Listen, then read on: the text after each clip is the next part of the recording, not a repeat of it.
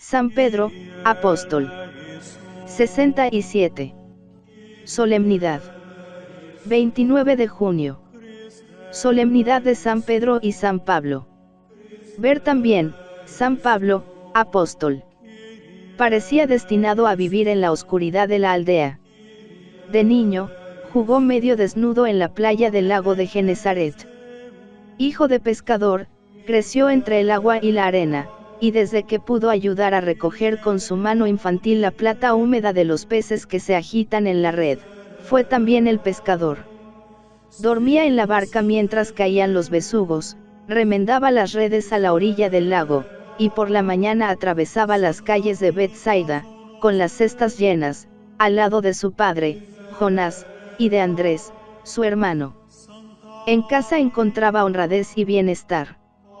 Jonás, patrón de una barca, podía dar a sus hijos pan en abundancia, buen israelita, les daba también una instrucción religiosa según los principios de la ley. Con frecuencia, Simón se dirigía a la ciudad cercana, a Cafarnaún, para vender los peces, o renovar las velas de la nave, o comprar las cosas necesarias en el mercado. Fácilmente inflamable, se dejó coger en las redes del amor, se casó con una mujer de la ciudad y se hizo ciudadano. No obstante, sigue siendo pescador, sigue surcando el lago en compañía de su padre, de su hermano y de sus amigos Santiago y Juan, hijos del Zebedeo. Los hijos del Zebedeo y los hijos de Jonás tenían el mismo oficio y los mismos gustos. Después de vaciar las redes, después de amarrar las barcas en el desembarcadero, muchas veces permanecían sentados en la playa, hablando de la redención de Israel, tratando de penetrar el sentido de las viejas profecías, cuando apareció Juan el Bautista, el profeta de las montañas de Judea, se hizo el tema favorito de su conversación. Y empiezan a recorrer los 100 kilómetros que separan el mar de Tiberíades del valle de Jericó, donde bautiza a aquel hombre misterioso, y se hacen sus discípulos, y le escuchan con avidez, y recibieron su bautismo. Eran almas piadosas, entusiastas, acuciadas por el deseo del reino de Dios, preocupadas por la idea fija de la próxima venida del Mesías. Y una tarde Andrés se acercó a su hermano con el rostro radiante de felicidad, y le dijo: «Hemos encontrado al Mesías». Y Pedro no dudó un solo instante, ni preguntó, como Natanael: «¿De Nazaret puede salir algo bueno? Llévame a él», suplicó a su hermano, y, sin perder tiempo, echaron a andar. Toda su audacia, toda su espontaneidad natural, debieron de quedar como paralizadas ante el hombre divino, cuya frente parecía iluminada por una luz celeste, cuya mirada, suave y profunda al mismo tiempo, se clavaba en él con una insistencia desconcertante. Después de mirarle, dice San Juan Evangelista, Jesús le dijo: «Tú eres Simón, hijo de Jonás, en adelante te llamarás Cefas». Tal fue el primer encuentro de Cristo con el hombre que fue su primer vicario en la tierra. Después Jesús se volvió a Galilea y los pescadores a pescar. Pero en medio del lago, mientras aguardaba sentado, bajo la claridad de la luna, que los peces llenasen su red, Simón seguía pensando en aquellas palabras misteriosas que le había dicho el Rabí de Nazaret, y aquella mirada no podía apartarse de su imaginación. Y he aquí que una mañana, cuando atracaba en el puerto de Cafarnaún, el Rabí apareció delante de ellos, y, entrando en la barca, rogó que la separasen un poco de la tierra para no ser agobiado por el gentío. Y en pie, junto al timón, anunció la buena nueva de su reino. Y luego dijo a Simón: «Intérnate en el mar, y echa las redes». «Maestro», dijo el pescador, «después de trabajar toda la noche no hemos sacado ni un pececillo, no obstante, confiando en tu palabra, voy a obedecerte». Y, apartándose de la orilla, echaron la red en el agua, y al sacarla, al poco rato, estaba tan llena, que las mallas se rompían. «Milagro», gritaron los que estaban en la nave, pero Simón, más impulsivo, se arrojó a los pies de Jesús, diciendo: «Señor, apártate de mí, un pecador como yo no es digno de tener un profeta en su barca». Y Jesús le dijo, sonriendo, ven conmigo, cree en mi palabra y yo te haré pescador de hombres. Era el llamamiento definitivo. Desde aquel día, Simón, abandonando la barca, las redes, la casa y la mujer, siguió a Jesús, dispuesto a ir por donde quiera que le quisiese llevar, a partir el pan con él, a compartir sus riesgos y su fortuna, a repetir su doctrina y a obedecer, como antes había obedecido a su padre Jonás. Va a ser el más entusiasta de los discípulos de Cristo, el capitán de los 12, el hombre de las iniciativas, el que habla en nombre de sus compañeros, el que transmite los recados del Maestro y camina siempre a su lado, orgulloso de aparecer junto al hombre del día, cuyo trato le enaltece, cuya amistad le promete el más halagüeño porvenir. Entre las figuras que forman el retablo apostólico, es la que se nos presenta con mayor relieve. Naturaleza algo tosca y ruda, carne quemada desde la niñez por los vientos y los soles del lago, tal vez tardó mucho tiempo en comprender las primeras palabras que le había dicho el Señor, tal vez no cayó de pronto en el sentido simbólico de aquellos dos vocablos, Cefas y Jonás, hijo de la paloma, tímido y débil como ella, serás, no obstante, inquebrantable como la roca. Esta frase era un retrato y una historia. Ella encerraba el presente y el porvenir del príncipe de los apóstoles.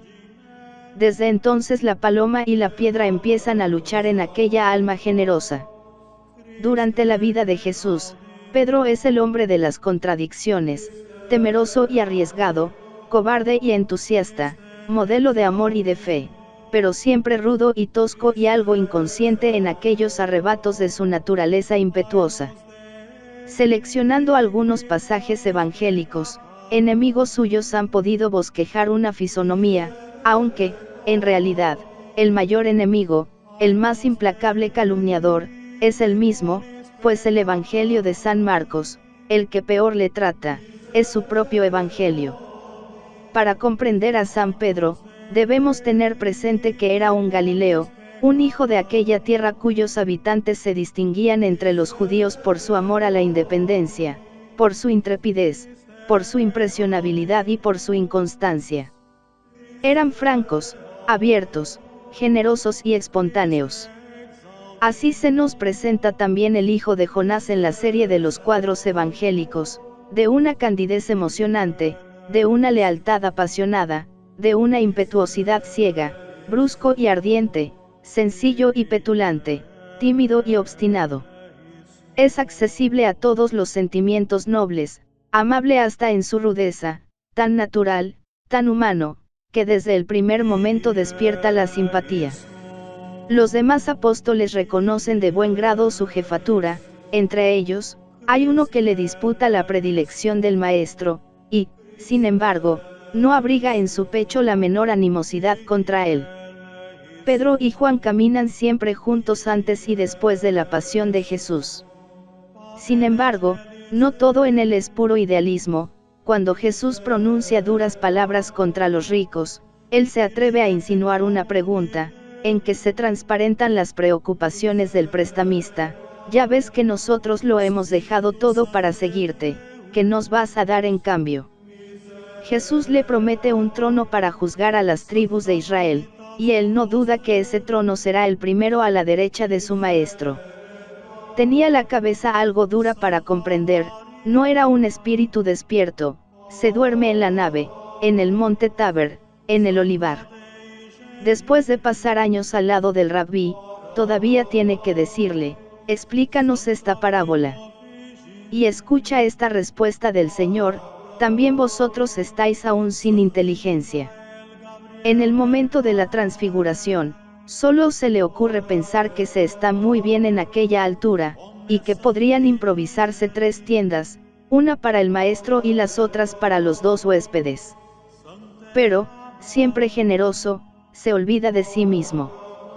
Tiene por Cristo un amor ciego que compensa todas sus debilidades, aunque ese mismo amor le lleva a los mayores desvaríos, y hace brotar de los labios del Redentor una frase terrible.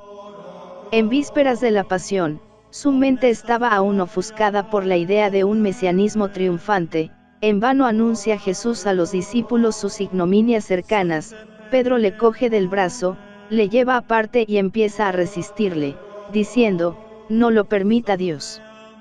Eso que dices no puede suceder. Pero Jesús le interrumpió, diciendo: vete de aquí, Satanás, que eres un tropiezo en mi camino. Amaba a Jesús, pero, con ser tan arrebatado, su amor, muy terrenal todavía, se rebelaba contra el pensamiento de que su Dios hubiera de ser vilipendiado, de que su rey había de morir. No obstante, fue el primero en reconocer al Mesías en el profeta perseguido por los fariseos, y esa primacía es tan grande, que nada ha podido borrarla. Cada palabra, cada gesto, cada acción de San Pedro en la epopeya evangélica, es la manifestación del temperamento vehemente y fogoso, del alma noble y naturalmente buena, del hombre de la naturaleza, sin complicaciones psicológicas, sin reservas mentales. Unas veces le inspira la fe: si eres tú, mándame que vaya a ti sobre las aguas.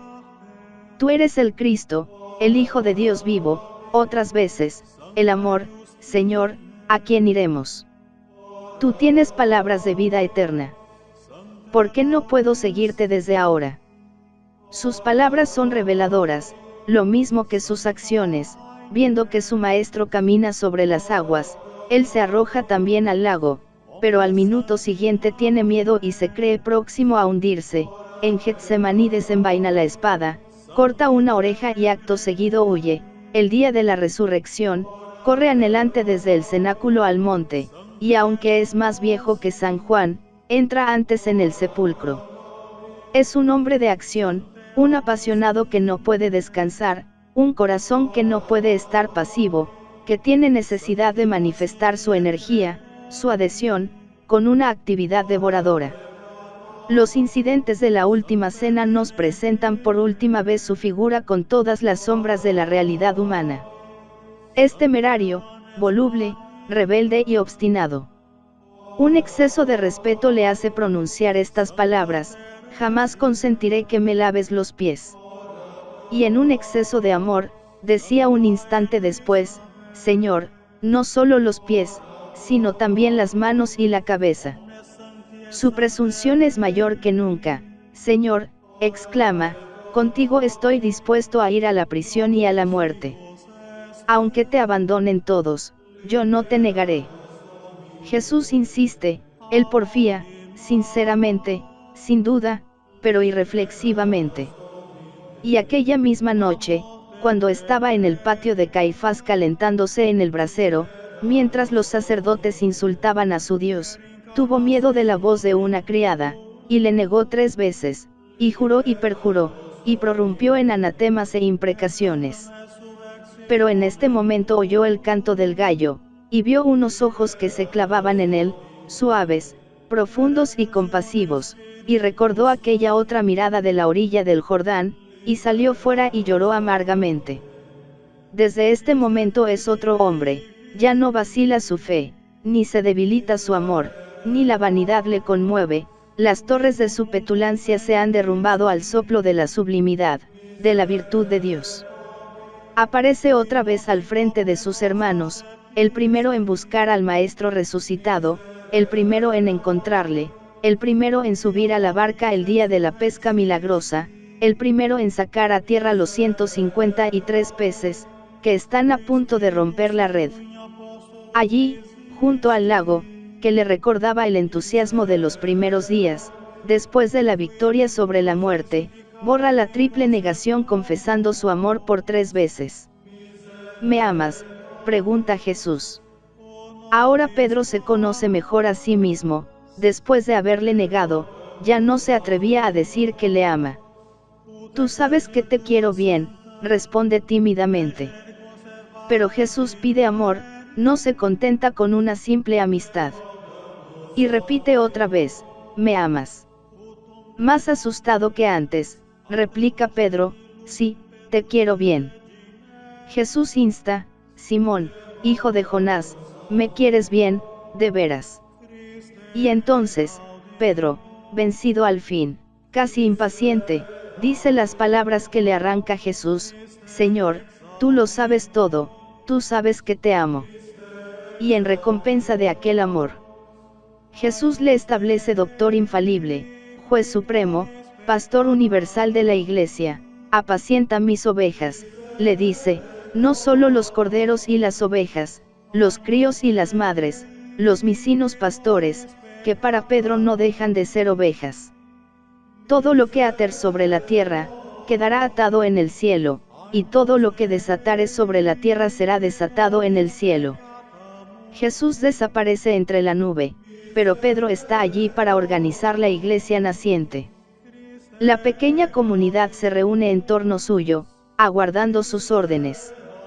Él, con la conciencia de su caída, parece olvidar aquella acometividad primera. Como la mirada de los demás, la suya se fija en el cielo. Y del cielo le viene la idea de completar el colegio apostólico. Entonces pronuncia su primer discurso, práctico, sencillo, esmaltado de recuerdos bíblicos. Los 120 cristianos que entonces componen la iglesia, le escuchan respetuosos y acatan sus iniciativas. A los pocos días viene el huracán celeste y la llama del Espíritu Santo.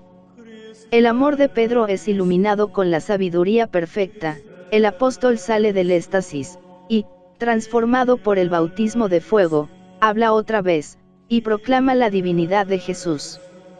Sus oyentes aumentan sin cesar, son miles y miles de hombres, partos, medos, elamitas, habitantes de Mesopotamia, ciudadanos de Roma, peregrinos del norte africano, del Asia y de las islas del Mediterráneo.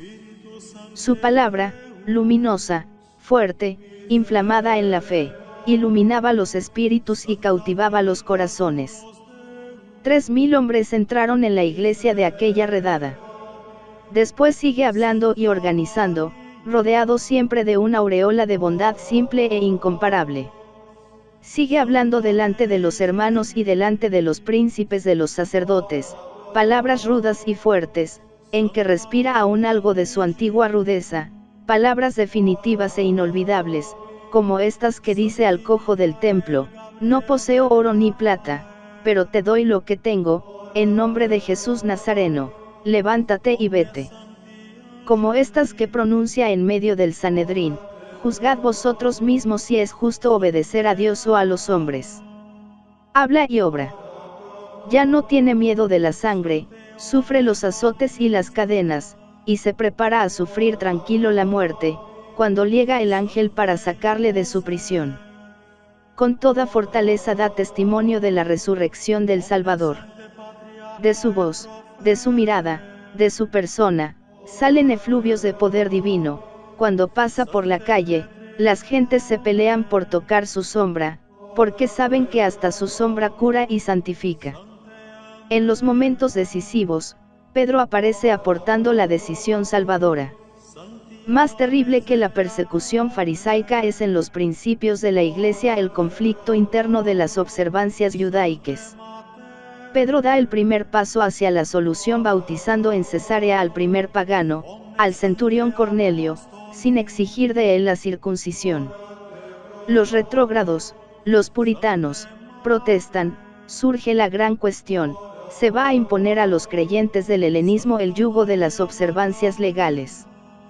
Gracias al príncipe de los apóstoles, las amplias miras de Pablo triunfan en el concilio de Jerusalén, pero los extremistas no se dan por vencidos.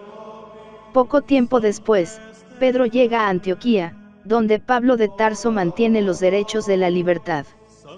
Siempre confiado, toma parte en los ágapes de los gentiles, sin hacer caso de manjares limpios o inmundos. Esta condescendencia irrita a los judaizantes. Asediado por sus ruegos, por sus críticas, por sus ataques, Pedro se deja secuestrar por el clan de los extremistas. En su rectitud un poco escrupulosa no quería escandalizar a nadie, aguardaba la inspiración del Espíritu para decidirse a obrar en aquellas circunstancias. Y el Espíritu habló por boca de Pablo. Si tú, que eres judío, le dijo el apóstol en medio de la asamblea, vives como los gentiles, ¿cómo puedes obligar a los gentiles a judaizar? debemos bendecir aquella ruptura aparente de los dos apóstoles, que nos permite conocer más a fondo sus almas generosas. Admiramos el amor furioso de Pablo, que lanza su dialéctica por los derroteros de la hipérbole y le hace prorrumpir en aquel grito fulgurante: vivo yo, no soy yo quien vive, es Cristo el que vive en mí. Pero no es menos sublime la conducta de Pedro, que reconoce su imprudencia, se humilla, y corre hacia su compañero, llorando de alegría. Después de todo esto, dice la Escritura, Pedro salió y marchó a otro lugar. Los libros santos ya no vuelven a hablarnos de él, es la tradición quien alumbra sus pasos. Ella nos le representa recorriendo el Asia Menor, predicando en las riberas del Mar Negro, caminando de ciudad en ciudad, a la manera de los judíos pobres, hospedándose en los barrios de sus compatriotas y hablándoles de la vida y la muerte de Jesús, unas veces en las casas, junto al hogar, otras, en el interior de las tiendas, o en las plazas, o en el mercado, o bajo los pórticos. Cuenta la pasión de su maestro, expone esquemáticamente su doctrina, y cuando llega al episodio de su cobarde conducta en la casa de Caifás, su voz tiembla, su palabra se hace más viva, sus ojos se arrasan en lágrimas. Hombre siempre práctico, su lenguaje es un tejido de hechos, más que una construcción ideológica, pero el amor anima sus relatos, la fe los hace vibrantes y luminosos. San Pedro un barco le lleva desde las costas del Oriente hasta Roma. Es el fundador de la Iglesia romana, el que abre la serie de los pontífices, el primer vicario de Cristo en la tierra. Su ministerio se desarrolla en la oscuridad, primero en el barrio de los judíos, después entre los primeros neófitos de la gentilidad. Su bondad era la fuerza de su predicación. Se le escucha porque no excluye a nadie de la salud, porque, en medio de una sociedad al parecer feliz, busca a los que lloran y tienen hambre y sed de justicia, porque despliega ante los ojos de los miserables la esperanza radiosa de la libertad espiritual. Los esclavos, los menestrales, las pobres mujeres se alegran cuando le oyen decir que la verdad les hace libres, y que no hay más servidumbre que la del pecado. Todo lo que ha sido vencido, dice Pedro, se hace esclavo de aquel que le ha vencido.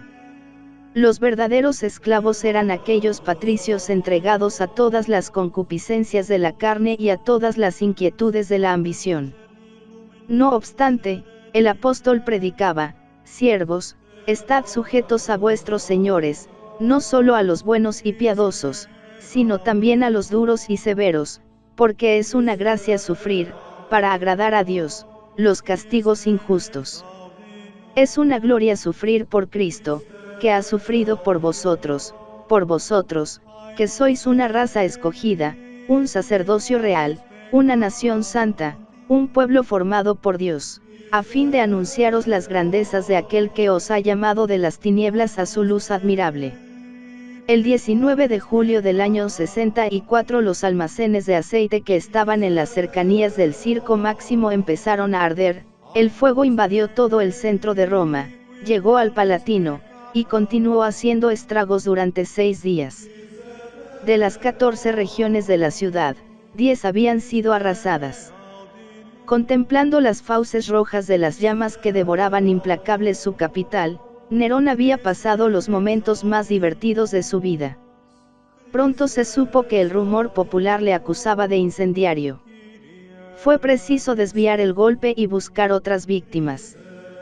Popea, la mujer judía que dominaba al emperador, los histriones hebreos que llenaban el palacio, se encargaron de señalar los presuntos culpables, aquellos oficiales, libertos y esclavos cristianos que infestaban ya la casa del César, y eran, como Tácito decía, enemigos del género humano.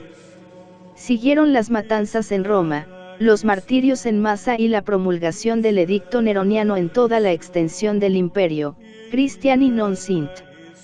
Que los cristianos sean aniquilados.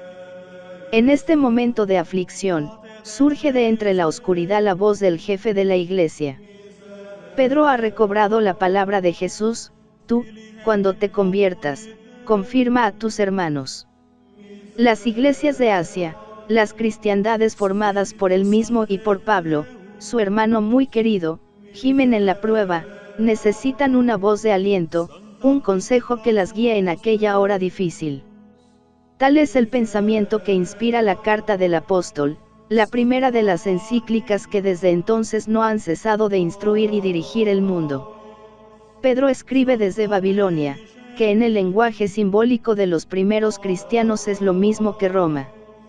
No se propone desarrollar una tesis, sino alentar a los perseguidos y prepararles al sufrimiento y al martirio. Su escrito es una homilía conmovedora y sublime, en que la exposición doctrinal se mezcla con las palabras de aliento y los consejos morales, reflejo auténtico del corazón ardiente que conocimos junto al lago de Genesaret, más inclinado a la acción y a las súbitas iluminaciones que a los largos y sutiles razonamientos. No obstante, descubrimos un acento elocuente, una fuerza de expresión y una elevación de pensamiento que no aparecen en los primeros discursos pronunciados en Jerusalén. El amor, la contemplación de Jesús durante 5 lustros, han producido en él esta transformación. San Pablo ha influido también sobre él. Pedro amaba aquel corazón generoso, tan distinto del suyo, pero, como el suyo, inflamado en el amor de Jesús. Ha leído sus epístolas, las ha meditado largamente, porque le parecen difíciles de comprender, admira aquel estilo fuerte y aquel vuelo de águila, y ahora, sin perder nada de su originalidad, le imita visiblemente, no dudando en repetir pensamientos y expresiones de las epístolas a los romanos y a los efesios, y en calcar la forma exterior, la amplitud de la frase y el lenguaje cargado de incisos. Poco después, Pedro recibe noticias alarmantes de las iglesias de Oriente.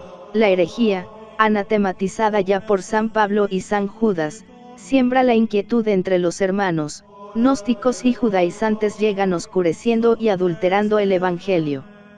Antes de morir, el príncipe de los apóstoles dirige al mundo sus últimas palabras, destinadas a ponerle en guardia contra las seducciones del error. Empieza ponderando el don precioso de la fe, que hace brotar en nosotros una fuente irrestañable, de vida y de piedad, o, mejor aún, que nos une a la vida misma de Dios, pues por ella, somos participantes de la naturaleza divina. Y hablo, continúa Pedro, no exponiendo fábulas ingeniosas, como los herejes, sino porque fui testigo ocular de la majestad, pues me hallaba presente cuando Jesús recibió de Dios Padre honor y gloria, cuando la gloria descendió de la nube y se oyó la voz que decía, «Este es mi Hijo muy amado». Pedro ahora recoge las palabras de San Judas y las amplía, representando a los falsos doctores como fuentes sin agua, como nubes agitadas por la tempestad, como a pérfidos traficantes, lanzados de aquí para allá por la marejada de la avaricia. Pedro siente la necesidad de tranquilizar a los fieles, aterrados por el pensamiento de la parucia inmediata de Cristo. Cristo vendrá, dice, pasarán los cielos en el silbido de la tempestad, todos los elementos serán consumidos por el fuego, y entonces habrá un cielo y una tierra donde habitará la justicia, pero ignora lo que ha de tardar en venir este día. Una cosa sabe, que el llamamiento definitivo no puede tardar para él, que las puertas, del reino eterno de su Señor y Salvador Jesús, están abiertas. La hora de mi muerte se acerca rápidamente, el Señor me lo ha revelado. Perseguido por la policía, a ruego de los fieles se había decidido a salir de Roma, pero al llegar a las puertas de la ciudad encontró a su maestro, que entraba por la vía a pie. «Señor, ¿a dónde vas?», preguntó el discípulo, y recibió esta respuesta, «a ser crucificado de nuevo». Pedro comprendió, desanduvo el camino y apareció de nuevo entre sus neófitos, dispuesto a afrontar todos los peligros. Poco tiempo después era detenido y encerrado en la cárcel mamertina, donde le había precedido el apóstol de las gentes. No era ciudadano romano, no tenía ningún privilegio, no podía conseguir que su causa se instruyese de una manera legal. Para él solo quedaba uno de estos 3 suplicios, la cruz, la hoguera o el anfiteatro. El capricho de los perseguidores le destinó la muerte del madero. Solo una gracia pudo conseguir, que se le crucificase cabeza abajo. Morir sobre un trono de gloria, con la frente alta y las manos extendidas para abrazar al mundo entero, compararse en la muerte al Maestro, hubiera sido un tormento para el penitente humilde que había llorado largos años su flaqueza de una noche. Murió en el Vaticano, cerca del Palacio de Nerón, y allí sigue su cuerpo, venerado por toda la cristiandad, en el templo más grandioso de la tierra. El arte cristiano se encargó de conservarnos su fisonomía, como los evangelistas retrataron su alma. En los frescos más antiguos de las catacumbas, aparece ya con su cara redonda, su barba bien poblada, su cabellera corta y sus rasgos de campesino galileo, iluminados por un halo inefable de inteligencia y de bondad.